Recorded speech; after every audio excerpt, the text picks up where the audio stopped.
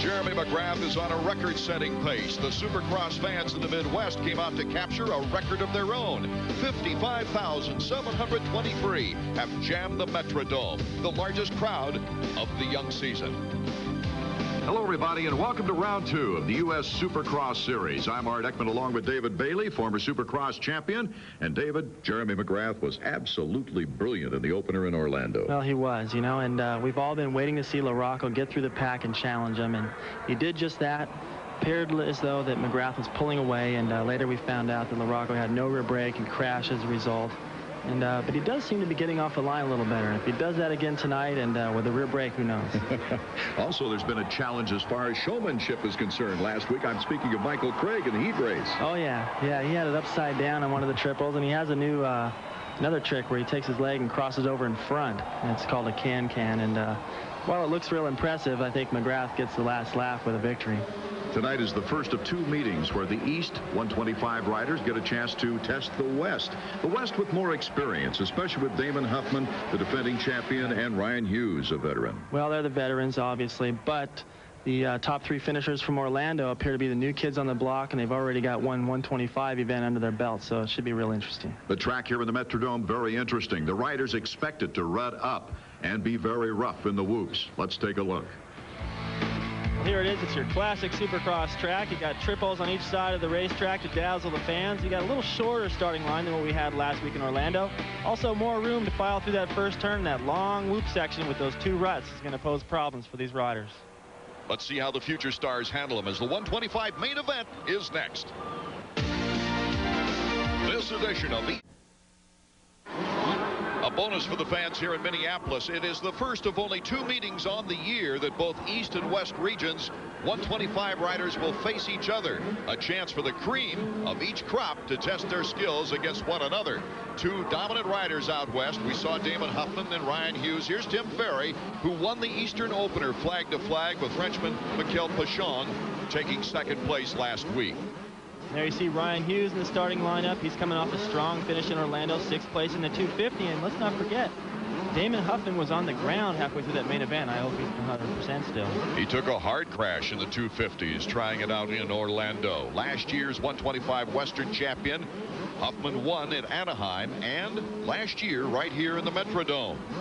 It will also be interesting, David, to see how Kevin Windham, the young 16-year-old on the Yamaha, will do here against the Western stars, more experienced stars. Well, he's got more experience under his belt now, having gone out and finished on the podium in his first ever Supercross. It had to give him a boost of confidence. All right, we're ready. They're revving up. They're waiting for the gate to drop, and there she goes in the dash for the whole shot. Look at that. It's a battle between Pingree, number 41, Windham, 43, and Ryan Hughes, number 9. The Skycam. Ryan Hughes picks a nice line around the first corner. He's got the inside. Looks like Kevin Windham right now controls the pace. Windham out in front, number 43, with Hughes on the run. And it looks like Hughes is destined to take over the lead here before the end of the first lap. Ryan Hughes on the Kawasaki Pro Circuit. Ryan Hughes is very aggressive, and he just made a nice calculated move there. He just chose the inside all the way up the straightaway. Whoa! Hughes goes down. Windham takes over the lead. Huffman goes by him. Bad break for Ryan Hughes. Well, here's another look. You see Windham gets in there and touches him a little bit. Ryan's front end washes out over the berm, and he goes down. I think Windham just caught him by surprise, and he lost his concentration. Just let the front end get away from him. So the young 16-year-old Kevin Windham, number 43 in the lead. There's Huffman, number 1. 26 is Brown. 41 Pingree. 27 Craig Decker. 101 Pichon. Not a very good start for him, David. Not at all. And you can see how difficult it's going to be for him to pass, especially through those groups where it's starting to develop one line. Kevin Windham, what a story he was earlier. He got tangled up with Gonzalez in the heat race, edged Pedro in the last lap for the final transfer spot. Gonzalez had to go to last chance qualifier, which he won. But Kevin Windham finds himself out on top of this race. Is that a great advantage in this track? It's an excellent advantage right now. The only competition I think he feels right now is that of Damon Huffman, who's lurking back there in second. The other good guys are buried in the pack. Dobb got off to a bad start. Pichon's back there, and Ryan Hughes is all the way in the back, having to work his way up from the first lap fall. Already Huffman in second place behind number 43, Kevin Windham. Huffman seems like he's feeling the track out a little bit right now. Well, he's smart. He knows that as long as he keeps Windham right there within striking distance, he knows he's got plenty of time to make that pass. Oh, those ruts are something else. As Huffman and Brown second and third. There goes Decker, number 27. He's staying close. 23 is Ferry. Ferry, the winner last week in Orlando with just the Eastern region riders participating. Pingree, number 41. Ferry, number 23, touches the hay bale but makes a nice move. Decker, 27, right in the mix as well. Well, you know, if Ferry hit that hay bale, it actually just kind of swung the back end around and helped him make the pass. He almost lost the front end, and oh, Pingree goes back up the inside. A lot of passing in that section right there. Pingree likes that tabletop. Got good momentum into the bowl. Well, he did a nice job of designing the track right there because it gives you a lot of different options. Whether you want to jump, you know, early in the thing or jump going into the corner, there's a lot of different options. He just chose the faster one into the corner and made the pass. Ferry taking the inside line, but Pingree coming back once again. Ferry, Pingree, and Decker. Quite a three-way battle behind the two leaders. Well, while these guys are battling, you can see the leaders starting to get away again. Same thing that happened last week. And it's going to be difficult for people like Pichon and Ryan Hughes to come up from the back, get through all these guys. I have a feeling by the time they do, the leaders will be gone. Easy to see the ruts and the lines taken from this sky cam, David. Oh, what a neat angle. And you can see there Decker just squared off that corner and made a nice move. And, you know, he didn't make the pass, but it's something you can't see from ground level. Pichon on the move behind this threesome as they try to catch up with the leader, Kevin Windham. We'll be back. Welcome back to the Metrodome in Minneapolis for the 125 main event. Art Ekman, David Bailey, and Jan Beekes down in the pits right now as we take a look at the action behind the three front runners. A good competition between Pichon, number 101, and Pingree, number 41. Pichon's got his rhythm, David. Well, he reminds me a lot of Jean-Michel Bale. And if anybody remembers Jean-Michel, he's very sneaky and very clever at getting his way through the pack, and that's what we're seeing right now from Pichon. Oh, first place tightening up. Windham, 43. Huffman giving a run. Here's 23, Ferry, and Decker bangs him in the rear. Ooh, that could affect the Eastern Point standings right there if Ferry can't get back in quickly. Oh, what a mess that was. Let's take another look. You can see Ferry comes in on the outside. It looks like he's just going to try to square off Mike Brown. Mike Brown can sense it. You see him glance over there. He jams on the brake. Says, no way. Then Decker comes in, runs over his foot, passes both of them. Man, what a bad break for Ferry. He was just sandwiched there. It's lap 5. Here comes Huffman, and he wants a piece of Windham. He takes the lead. That was a pretty easy move for Huffman. You know, he's got a lot of confidence. And remember, this is Kevin Windham's second Supercross, and he's playing it real smart out there. Brown, number 26, Decker, 27, Pichon, number 101. Pichon getting back in the heat. He had a bad start in 9th place, but battled through Clowers, Keeney, Pingree, and now is taking on Decker and Brown. Well, he looks really good. You know, he's able to go fast everywhere on the racetrack. You know, when you have to come from behind like that, boy, there's a couple of things that can happen. One is you end up stuck back there riding everyone else's pace, or you can take different lines and work your way up, and that's what he's doing right now. He's doing an excellent job.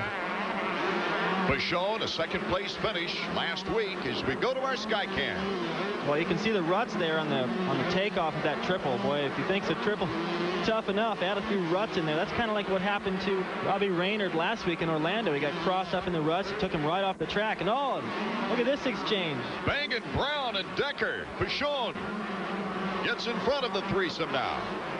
Pichon just in the right place at the right time. But you know what? Sometimes you make your own luck, and right now he's riding aggressive, and he's got great balance. Back to our leader, number 1, Damon Huffman. In 1993, he won the last 4 races of the year. Did not take the title. Jimmy Gaddis took the 125 West at that time. But he won at Anaheim, Pasadena, San Jose, and Las Vegas. And in last year, 2 more victories, but the title more consistent as we take a look at the interval.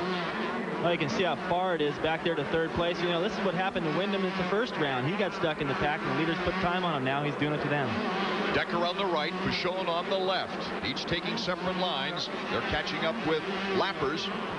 Brown and Pingree, along with Ryan Hughes getting back. And what a comeback it's been for Ryan.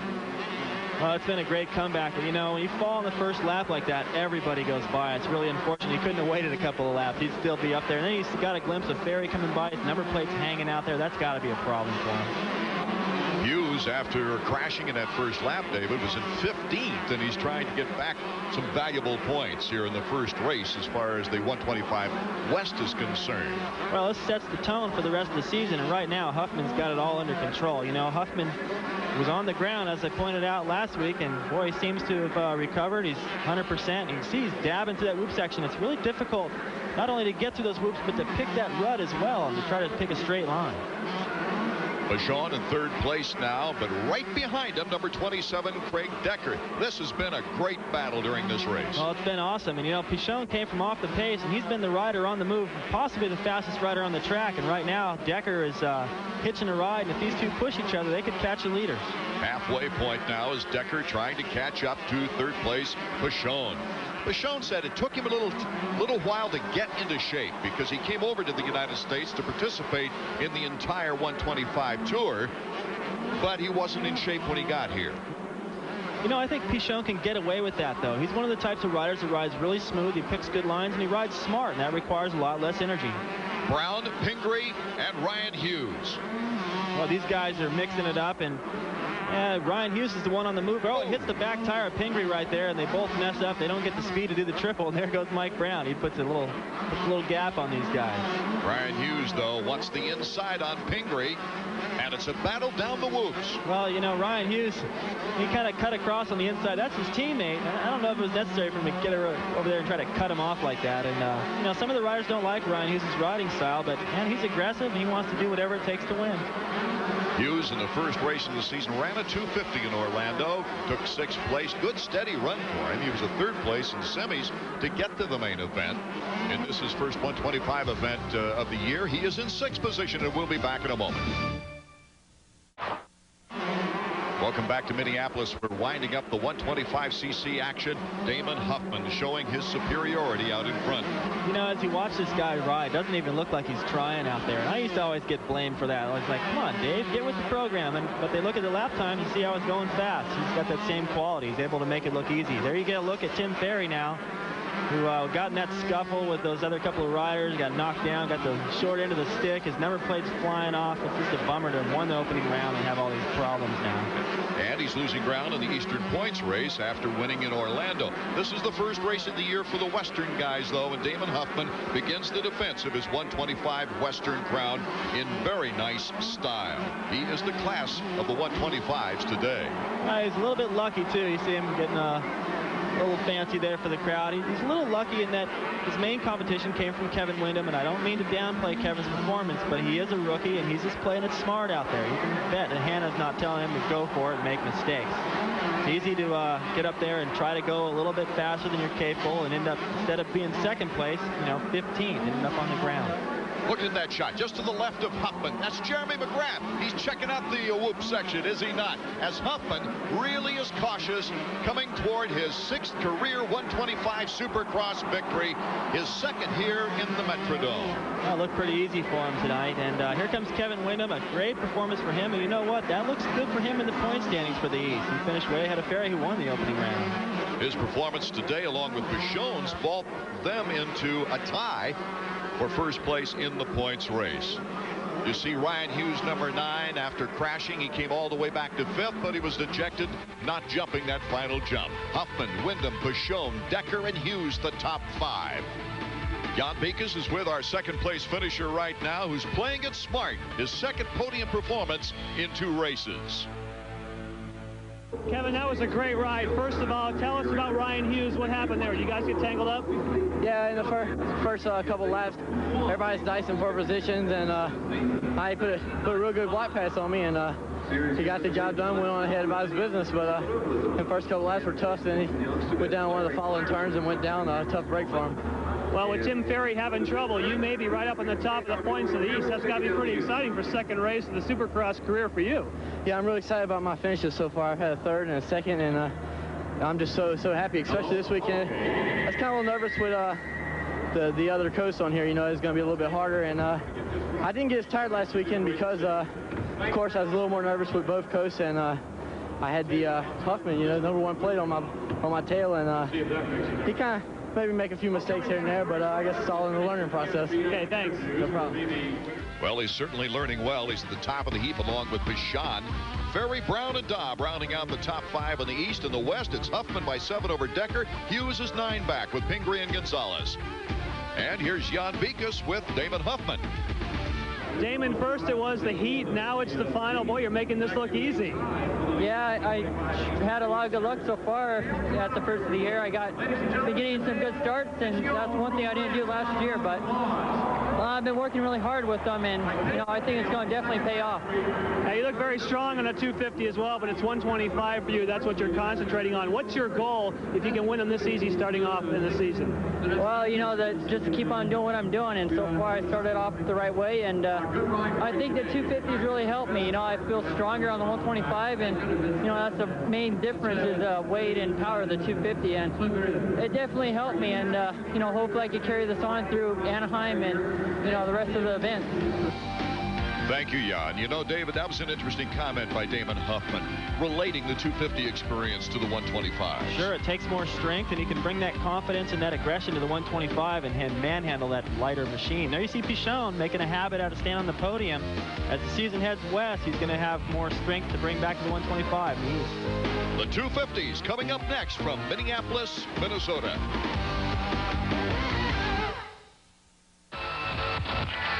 This is a 1-800-COLLECT call from... Hey, this is your son, Jeremy. Your son, Jeremy. Trying to be funny? I've been eating pretty good. Doug and I were just hanging out. Cheese. I'm not an actor. What am I doing? Jeff's doing good. He says to say hi. Hi, Dad.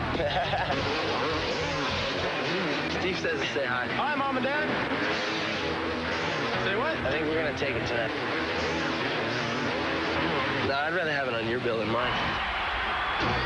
I'm getting ready to go race right now. Mom, guess what? We just won the championship again.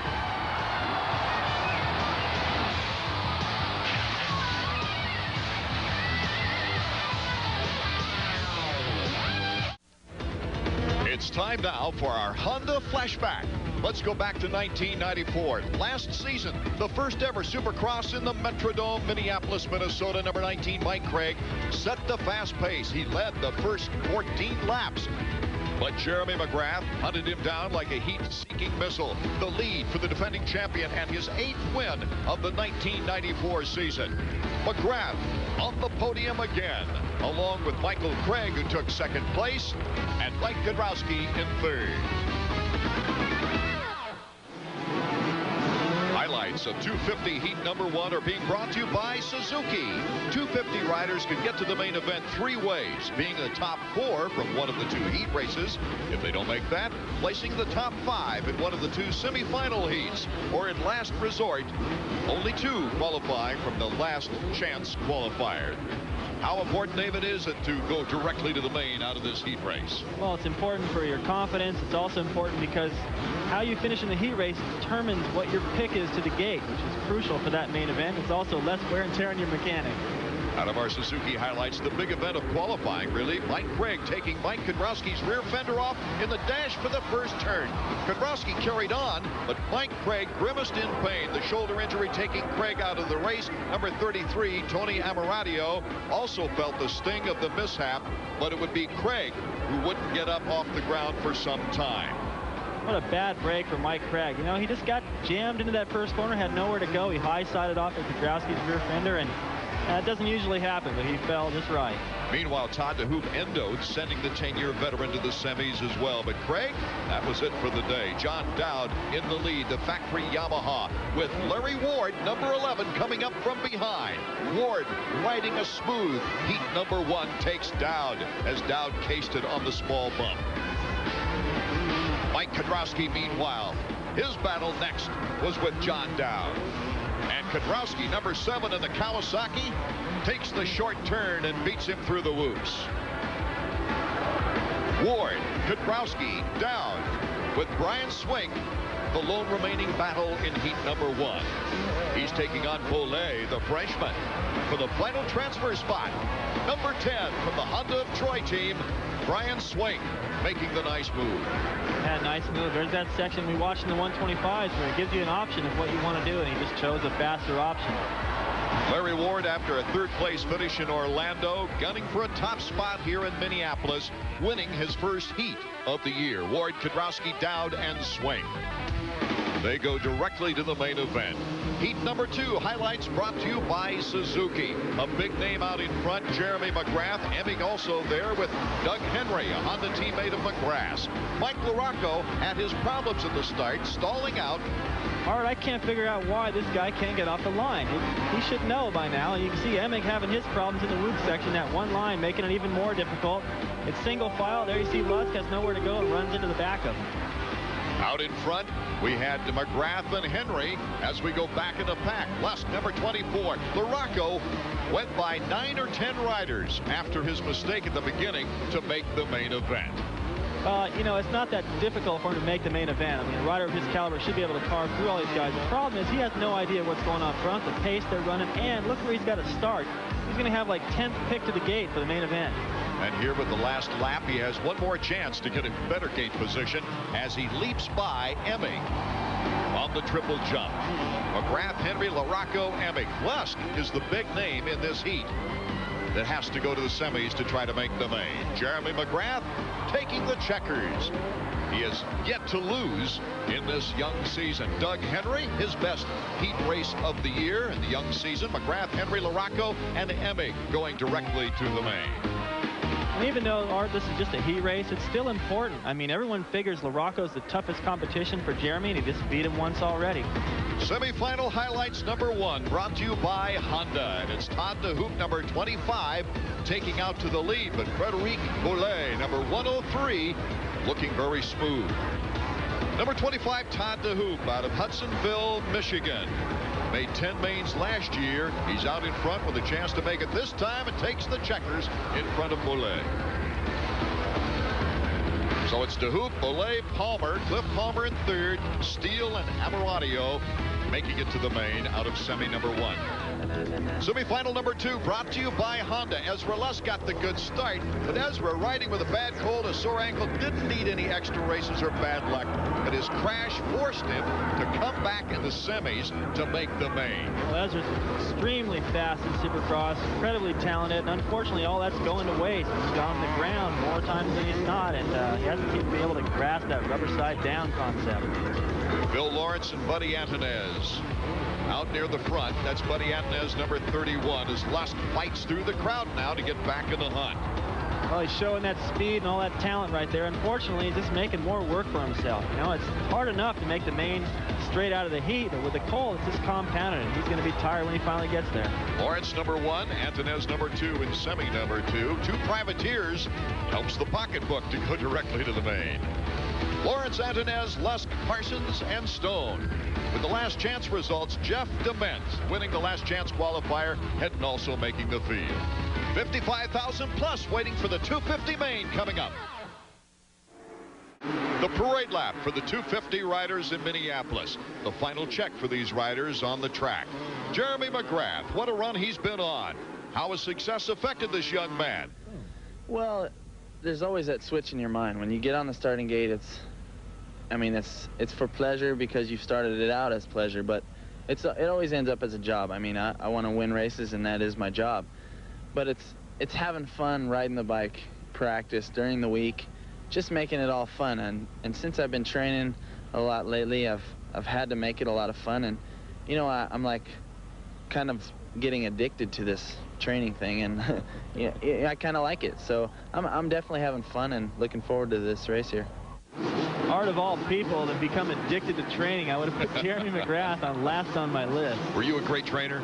You know, actually, it wasn't until 1984 that I actually became, you know, really interested in training. In 1983, I won all 3 titles. So it doesn't take physical training. It takes a great riding ability, but to last long, have a long career such as Jeff Ward, physical training is absolutely crucial.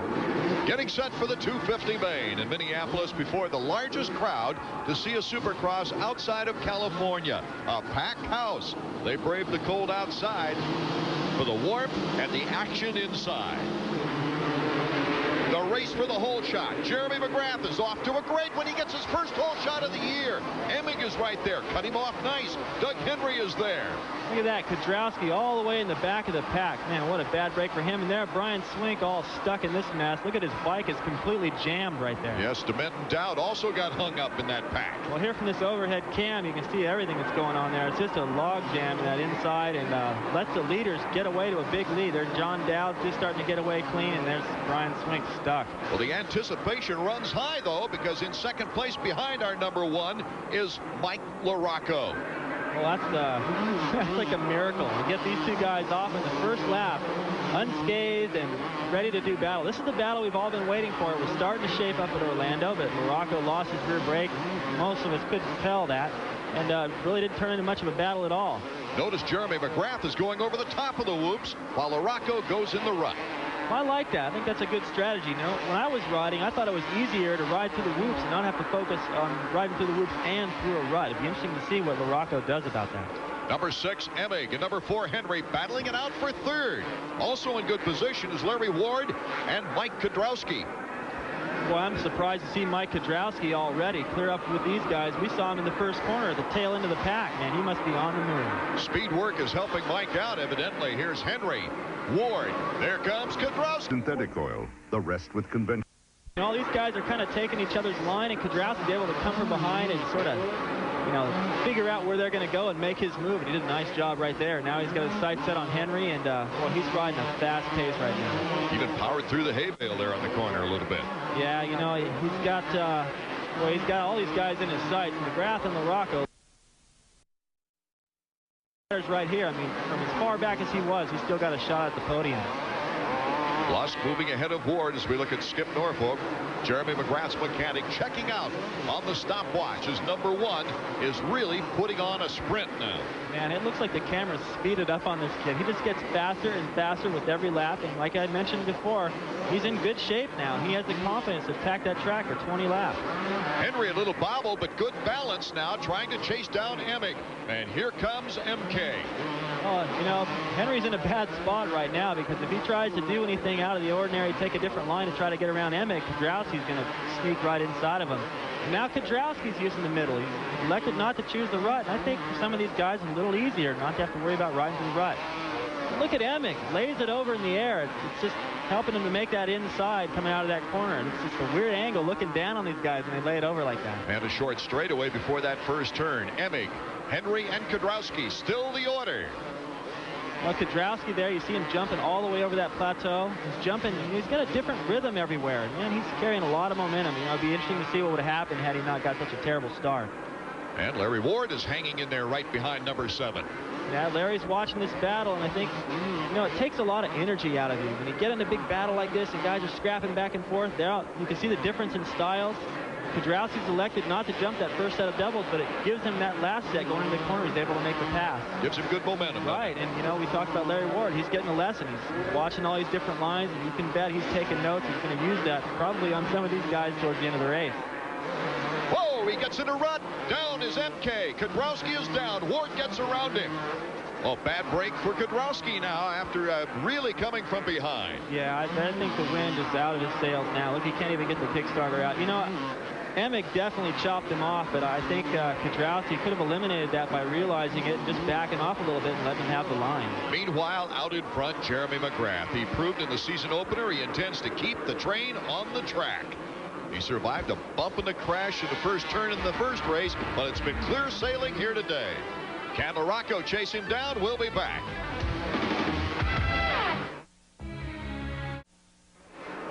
Welcome back to Minneapolis for 250 Supercross action. Jeremy McGrath is our leader. Art Eckman, David Bailey, and Jan Beekes. McGrath continues a smooth ride out front, but Mike LaRocco, can he catch up? Well, he looks faster through that section, Art. You know, LaRocco has got the ability to sort of bulldog stuff like we used to see Jeff Stanton do, where McGrath tries to time it more. He's making time in this section right here. You see Emig making good time, but Lusk and Larry Ward hanging in there in the ruts once again. Well, you know, it's the whoops are worn down in the rut, but you got to focus like this rider here, 42, Lawrence. He's kind of wobbling back and forth. It's tough. You got to have perfect balance to stay in there. Number 7, Mike Kudrowski after crashing. Todd the Hoop, number 25, as we take a look at the field. Here's Brian Swink, number 10, after getting involved in that first turn melee. Dement, number 77. There's 151, Josh Steele out of West Milton, Ohio on the Honda. He got into the main event, getting a 4th in the semis. And here comes around the lapper our leader, Jeremy McGrath. Well, the differential to second place seems to be staying the same. Here's a look at Ezra Lusk, who's had his problems trying to get to the main event this year. You know, this kid has got all kinds of talent. When he learns to keep it on 2 wheels, I think he's going to be a real threat. You know, in talking to Roger DeCoster, he says this kid's got some ankle problems that he's sort of downplaying, and I guarantee you that's causing problems. It's not giving him the confidence to be able to just really muscle that bike and keep it on 2 wheels. Earlier, you pointed out how Emig laid the bike over to make a better turn on that straightaway. Lusk didn't do it, and it took a lot of speed away from him, as you see Emig starting to pull away a little bit. Here comes Lusk, though, number 24, and hanging in there is number 11, Larry Ward, right behind Lusk. You know, he was involved in that big battle, and he wasn't really so much in the middle of it as he was just watching the whole thing take place in front of him. And he's watched all the different lines, seen where the good places are to pass, and time's winding down here. He needs to get on the gas, and I think he's got the speed to do it. Here comes Ward, number 11, a steady run. He knows his limits. He's not pressing. He's not crashing like he did last year. Right. Well, he's learned his lesson, I hope, from last year, you know, where he showed speed. He was really fast everywhere, and he's got the talent, the experience. He just couldn't keep it on 2 wheels and put in those consistent kind of rides that make you a title contender. Oh, what a great threesome right there as Emig cuts Lusk off, but Ward gives him a chance to get into the fray. Now, wouldn't it be interesting if the non-factory Yamaha of Ward could catch up with the factory Yamaha man in Emig? Well, he's caught these guys, and now they're starting to battle each other, and I think that's to the advantage of Larry Ward. I think it's inevitable. He's going to get by both these guys. His bike is about 15 pounds heavier as we take another look at the whoops. Well, it looked like Lusk had a pretty good drive into the corner through that rut, and Emig sensed it. You know, earlier he moved over in front of Kudrowski and took him out. Now he does the same thing and shuts the door on Lusk, who's trying to come up the inside. It's not really dirty riding. He's ahead of him, and he controls the racetrack. Emig, who got the whole shot in Orlando, finished 9th. He was 17th here last year after going down to the first lap. Larry Ward still stuck behind this battle, and look at the way he puts his foot out. He gets ready for the corner. Talk about setting yourself up. Boy, he makes quick work of the corner. He's got to make quick work of these guys, or the leaders are going to be gone. Yeah, Ward would like to hit that second podium in 2 races as he spears through, gets by Lusk. Now he'll take on Emig. Well, Larry Ward's got to chase Emig down, who's on that factory bike, and Emig's supposed to have an advantage. I know that bike's a lot lighter than Larry Ward's, and that's about it. Here's the pass. Larry Ward squares the corner, gets underneath Lusk. Lusk kind of mistimes that section right there and basically just hands it over to Larry. Back to number 1, Jeremy McGrath out on top, and he's pulling away. He's pulling a pretty good lead right now. But I can see Art McGrath hasn't made a mistake yet. Let's go to Jan Beekers, trackside. So where is Jeremy McGrath pulling out his distance to lead this race? Well, check this out behind me. He is completely clearing that jump. He is the only rider that started this race doing that. The second place, Mike LaRocco, has figured out, yes, now Mike LaRocco is doing the same thing. He's taking his clues from Jeremy McGrath. Maybe he can close it and close it on the lead. Art? Thanks, Jan. A graphic example of how Jeremy just dissects the track. Oh, that's an awesome angle. Look at these guys are coming to the same section right there that they were just jumping completely over. Larry Ward, the inside track. Can Larry Ward catch up to the factory rider Emig? You know, Larry Ward just tried to make a pass on the inside there. He didn't have the speed to do that triple and didn't get all the way over it. And that takes a lot of energy to case it like that. And, you know, as I mentioned before the replay, Emig's bike is a little lighter than Larry Ward's. I think that's the main difference. Also, maybe the availability of parts, as Larry Ward has been waiting for factory parts. Didn't matter there as he takes the inside route. We'll be back with more 250 action after these words. Action number 2, LaRocco just can't seem to pick up time on the leader, Jeremy McGrath. Oh, he cased it there. Boy, that was a big mistake right there. He was lucky to save it. You know, this is a bummer for LaRocco because he thought he was faster than McGrath in Orlando. Here he has no excuses. He was right there with McGrath, and he's losing ground. It's not a good day at the office for the usually explosive LaRocco. Timing just doesn't seem to be there for him. Yeah, don't get me wrong. Second place isn't bad, but, you know, this is good enough for Mike LaRocco there. Oh, you see how close he was to going over the handlebars. You know, he just didn't get enough speed out of the corner and his timing was a little off before he hit that jump. You got to be on the ball and quick like McGrath. Well, that'll give you a good idea what these suspensions save a rider, too. Oh, yeah. Tremendous impact. I think in my day, that would have been over the bars. The suspension didn't soak stuff up like it does now. What's our leader thinking? Well, let's go to Jan Beekes with his mechanic, Skip Norfolk. Skip, what do you tell Jeremy when he goes out and dominates everything? It's every time he seems to have the handle on everybody out there. Well, you know, you got to go out there and you got to attack the track instead of attacking the other guys that are catching you or behind you. So we just go out there and you try to go lap after lap as hard as you can go, and whatever happens at the end happens at the end. Now, Skip's a smart mechanic, and he knows how to keep his rider motivated. He knows when to be there, when to stay out of the way. And you know, that's all that you can focus on is the racetrack. I mean, if you go out there and focus on everyone else, you sort of get magnetized into what it is that they're doing. Larry Ward, number 11, very consistent race now, has moved into third. Ward into third, and here is a battle with Kedrowski coming up on Phil Lawrence. You know, Kedrowski's had a wild ride. He got a terrible start, and then he crashed while he was on the move. I mean, he's had the wind taken out of his sails more than once tonight. He's still riding pretty aggressive, and you saw this back there before that corner. He jumped over that same section of Rocco, and oh, big mistake there. But he does get by. It's an interesting situation with privateer and factory man there. Yeah, you know, Kedrowski's really got the speed, and it's surprising to see him up this far as many problems he's had tonight. Kedrowski has been focusing on speed for the entire 20 laps. In Supercross, it's better to be more aggressive in the beginning than the end. If you've won the Triple Crown of Outdoor Nationals like Mike Kedrowski, you have the competitive nature to keep searching for the answers. For Kedrowski, it meant changing mechanics, getting new insight from the tuner of champions, Brian Lennis. Starts, don't forget to do the start. If you're listening to somebody that's worked with the best and had the best, you kind of figure this guy knows what he's talking about. You know, I've seen results, so you know, you tend to listen more, and he has a lot of stuff that I don't know. You know, I've been around for a lot of years racing professionally, but he's been around a lot longer, so he's seen it, everything, every which way things can go. So, you know, I'm hoping that it can help me this year. Well, there's not going to be that many guys jumping in there.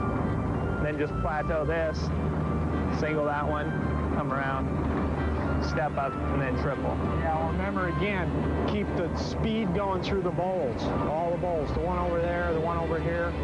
Keep the momentum up when you come off of it. And go all the way around. Well, no. When you get in there, get on the gas. What looks faster, I might not be able to tell when I'm on the track when I'm by myself, you know, unless I'm passing somebody. So maybe he can say, hey, this guy's staying lower, try jumping it that way. So, yeah, I think you got to communicate, and you got to have somebody that can watch that stuff, pick it out real quick, and be able to tell you. We were looking at things, how we could enter things, how we could time things a little better. Instead of becoming set in just doing one line, one set of obstacles a certain way the whole race. More RPMs when you leave here. It's sticky a little bit. The biggest thing with Mike is we know he has endurance. If he runs 30 minutes, he's really difficult to beat. Our biggest thing is trying to get quickness. I needed to change and do sprint work. You know, that was something that it was like, really? That's what I need to do? You know, not go out and do, you know, 50 laps a day. Go out and do 4 fast laps and do that 10 times. Mike Kedrowski holds things in before exploding.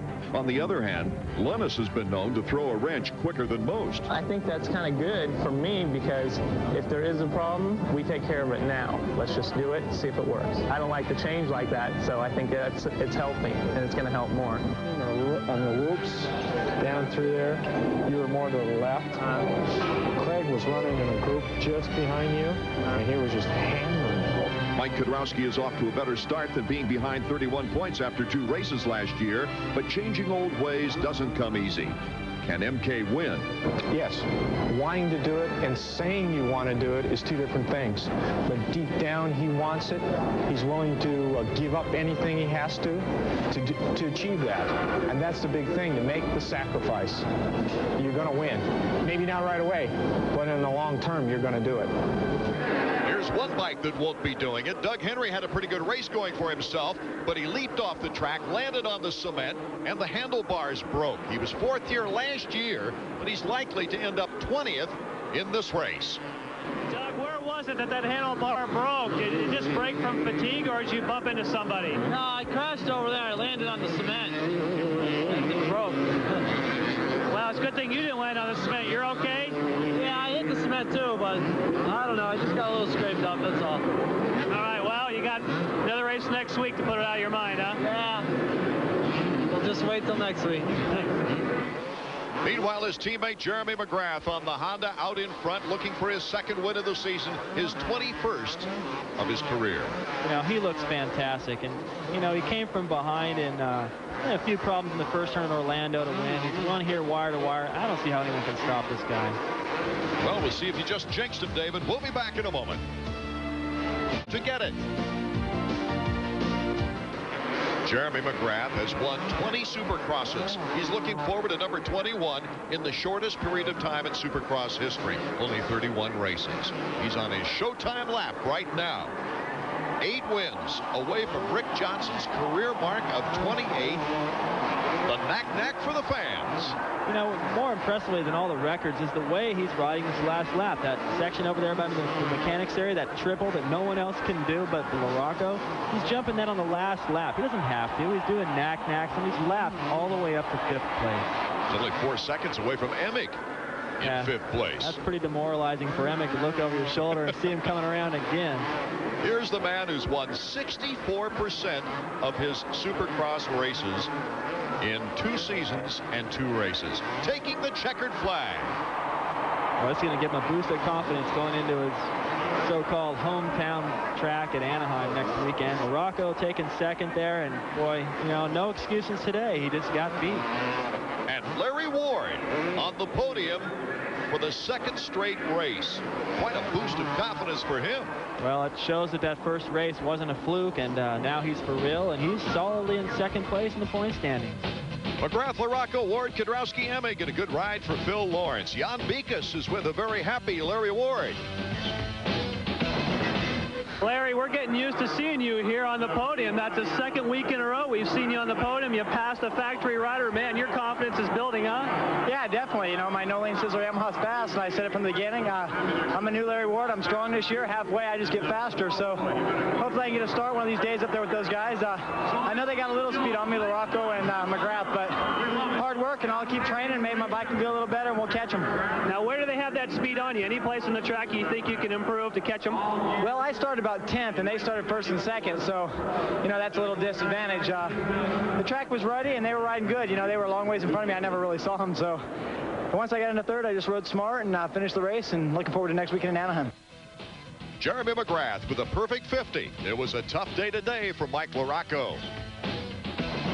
Mike, obviously you're pushing very hard. You had a good start today. You were really trying to put the pressure on Jeremy. Where was it that it was hard for you to close the gap? Well, it took me too long to get going. I'll say that much. I was out front, and I wasn't quite riding like myself. I made quite a bit of mistakes, and let him get some distance on me. Then I kind of pulled it together and started closing the gap. Then I messed up with some lappers and a few mistakes myself. Now, you had one time we were talking to your dad, and then you cased it right when he was watching you and almost threw you off the bike, but yet you were able to regain that composure. Is that because you have to push that hard to try and stay with him? Well, I mean, I was riding a comfortable pace with him. I just needed to ride a little faster to make up the time, that I gave him. So, yeah, I kind of forced a few mistakes. Not to mention the track is a little ruddy. Yeah, but you got to be happy with 2nd place, huh? Never. I mean, I got out front exactly where I needed to be, and, that should have been my race. I just didn't put it together. Okay, thanks. In 2 years, at the Metrodome, Jeremy has won both races. He's awesome. Jeremy, you go out again, you dominate, you got the whole shot this time, and we saw some stuff out there. It looks like you've been holding back. We saw you flying, especially over there in some sections. You saved some for the main, didn't you? Yeah, I mean, you got to save those tricks or everyone starts practicing in the heat race or practice. And, I did it this morning, and I only did it once, and I just saved it for the main event. Well, Doug was doing it also, and we talked, and we told each other, okay, let's save it. And that's what we did. Now, what is it that makes you be able to do that? What is it that helps build your confidence? What about Jeremy McGrath allows him to win these kind of races this easily? Well, I think it's the technical standpoint. I think at home I do my homework, and I make sure I practice technical stuff like that. And that way when you get to the racetrack, you can do stuff that you're not supposed to, and it works. Well, Jeremy, we enjoy watching you. Thanks. McGrath is smart. You know, all these guys practice. They all work hard. They all have gnarly practice tracks. But Jeremy knows that practice doesn't make perfect. Good practice makes perfect. Well said, David. In 2 years, Supercross has run here at the Metrodome. More than 103,000 fans have seen only 2 winners, Jeremy McGrath in the 250s, Damon Huffman in the 125s. Will it continue in Anaheim, David? Well, normally I'd say that would be tough to answer, but as dominant as these 2 riders have been and the confidence they seem to be carrying it into Anaheim, I think it's going to continue. Getting ready for the celebration down on the victory stand now. They warned the trophy girl to get out of the way, but she insisted on staying.